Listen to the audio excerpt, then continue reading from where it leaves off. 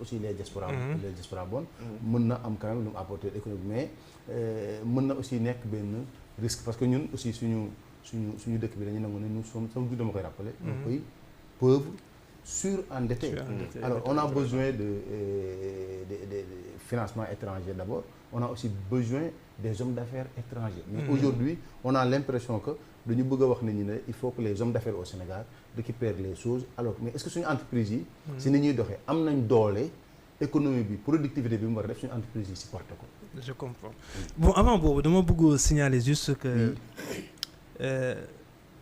ñun en fait régime bi réussir yitte lañ ko def. Absolument. Parce que man damaa gëm ni ku fi nar a toog ba 5 ans nga nar a nekk di xeex ak moom da ngay yàqal sa bopp yàqal ko. Donc sénégalais yëpp ñoo war a def benn mouvement derrière nos leaders pour jàppale ñu réussir. Parce que si Bassirou Diomaye le président Bassirou Diomaye fait réussir c'est le Sénégal qui réussit. Oui, effectivement. Parce que je pense que mentalité boobu ñëpp a ko war a am.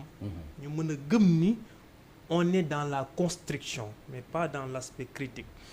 Pourquoi ma indi chapeau boobu mooy on ne peut pas vouloir une chose et son contraire. Parce que en économie li ñu lay jàngal soo bëggee def une analyse c'est de pouvoir faire des analyses transversales. Le premier ministre Ousmane Sonko a dit à l'Assemblée nationale dañuy appliquer la réciprocité au niveau des visas. Oui. ñooñu par rapport ak ñan la. Il a dit pour certains pays nag aussi. Pour certains pays yi nga xamante ñoo koy demander suñu doomu réew yi. fekkee dafa nekk ay visa yoo xam da ngay fay ñu fayee ko la ñoom tamit mais ki nga xamante ni yaa ngi koy wax loolu nga foog ni moom day croiser les bras toog xaar la ba yow nga appliquer waaw wala déet. est-ce que xam nga y a beaucoup de pays dans ce monde là. yu bëgg a attaquer Sénégal mais amuñu un cadre juridique légal pour def ko. attaquer Sénégal si naka. c'est-à-dire que pour interdit yoo xamante ni faw autorisé woon nañ ko dem ba ci biir sur le plan économique arrangé tout leen te mëntuñ kaa supprimer. ok. Y en a beaucoup hein. mais fekk dañu amoon contrat quoi. ay contrat yoo xamante ne dem na par l'histoire yàgg na. on peut plus changer cela. ma jox leen exemple par exemple si on prend l'exemple de la France. France aujourd'hui il se sent attaqué.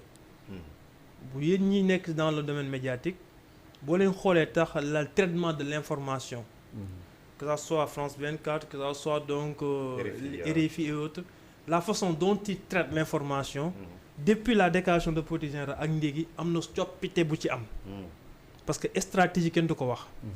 te ñoom la plupart des cas seen presse bu ñu bëgg a def ci monde bi ci presse bi lañ koy jaarale ñoom. comme ballon de sonde effet d'annonce bi leen. imaginez maintenant ñu dégg ni réciprocité day am. France xëy suba ne aucun envoi n'est autorisé vers le Sénégal. te loolu ci opérateur bi la ñuy dem rek ne ko li ñu Sénégal baare ko maintenant. Maroc nu muy def jékki-jékki ne transfert mënut a génn sama réew. Qu'est-ce qui va se passer? Ah oui. Non, je pense que c'est un peu exagéré pour des raisons de visa. Attends. De visa. Attends, écoutez. bu ñu fàttali ni dëkk bu ci nekk sa intérêt ngay défendre. dëkk bu ci nekk sa intérêt ngay défendre.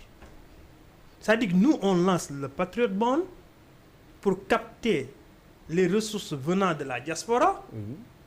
Et en même temps aussi on envisage des mesures contre la diaspora entre guillemets en fait les pays étrangers.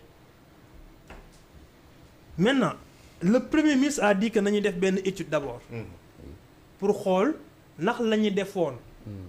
la moo tax ñam moo tax ñu génn ci étude bi dina wane ndax évaluation d'impact bi amoon na njëriñ waaw wala déet. su boobaa est-ce que il va maintenir te gëw mu ni dina maintenir loolu. je ne pense pas du temps de président Macky Sall defoon na ko daf ko dindiwaat. oui je mu ni sax nii nañ ko def je ne pense pas bu ñu xoolee les études je ne pense pas que nañ beneen bi mooy. Sénégal lan la ciy gagné. Nous sommes un pays. C'est pas beaucoup. Là je vous rejoins. Au niveau du tourisme. Oui, c'est ça. Je pense que parce que moom foofu laay wax en fait da ngay xool à chaque fois lan nga ciy gagné. tey jii bu ñu ko defee ñun lan la ñu alors que ñu on a besoin que notre pays soit un pays attractif. Bon mais le citoyen lambda vous dit que non. léegi nag ku may laaj visa dama ko war a laaj visa parce que loolu. mooy souveraineté loolu xam mooy lan. man mi nga xamante ne xaw ma état. sama kër laa toog naan sama ataaya. non c'est pas normal du tout que Sénégal fii ñuy laaj visa ñu laaj mais kooku la mu am ba nga dem di ko wuti ji yow amagoo ko. maintenant pour revenir sur la question du Patriot Bond. gis nga diaspora bi. peut-être doyen dina ma wax. ñoom seen problème nekkul joxe xaalis xam nga seen problème mooy captation mooy seen problème ñoom ñëpp benn problème lañu am da ngay yónnee xaalis sa nijaay lekk ko takkee ko jabar mënoo kaa porter plainte exactement mënoo kaa yóbbu fenn exactement boo yëkkatee wax ji ñoo la tegal ndax c'est la famille exactement ñoom problème captation la ñu am d'abord c'est ça et c'est là tout le sens et c'est là tout le sens de la diaspora pour ñu protéger les envois de la diaspora les remittances de la diaspora surtout ça loolu la pratiquement au lieu xaalis bi nga koy envoyer directement par exemple sa nijaay et cetera pour mu wutal la kër wala mu wutal la jardin wala quelque chose pour cultiver nga envoyer ko maintenant à une banque. surtout moom intervention d'une banque la banque de la diaspora. oui mais pour l'instant oui c'est la vision c'est la vision mais entre-temps il y a la BNDE il y a diaspora voilà banque la diaspora mais xam nga banque nit ñi dañu ils sont très réguliers sur l'idée d'une banque banque en fait détenteur d'instruments financiers la il faut d'abord créer les instruments financiers en premier lieu parce que le dispositif financier est là et étape par étape maintenant nga créer cette banque là pour gérer les instruments financiers. Man j'ai fait 12 ans dans la plus grande banque digitale aux États-Unis. Donc je connais très bien comment une banque fonctionne. D'accord. Voilà. Donc c'est pas là où était l'ancien DG de l'ANSD. Non, moi j'étais avec Discover Financial Services. OK, d'accord. Mais yaa ngi am loolu wax. D'accord. Donc man je pense que ni loolu mooy seen problème majeur mooy nan la ñuy fexe ba seen ressources yooyu ñu capter ko. bu ñu ko capter loolu mooy indi confiance. ñu xool nan lañ koy financer et pourtant li ñuy wax patriote borne bi nii BHS defoon na ko. Pourquoi ça n'a pas marché?